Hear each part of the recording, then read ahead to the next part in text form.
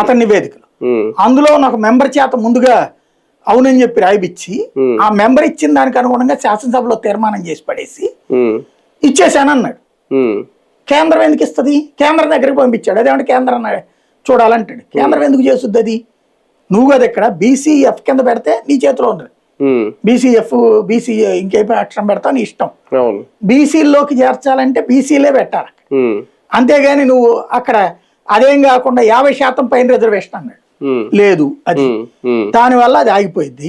అది తెలుసు కాబట్టి మళ్ళీ కాపులు ఫీల్ అవుతారు ఇదంతా మోసం చేశాడని అనే ఉద్దేశంతో మళ్ళీ చివరిలో మాట మార్చి ఓబీసీ దాంట్లో యాడ్ చేశాడు.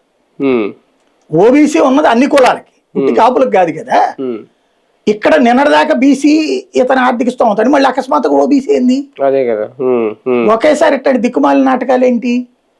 అది జనానికి అసహ్యం వేసింది. అది దెబ్బ అయిపోయింది. అక్కడ తొందరపడిపోయారు వీళ్ళు.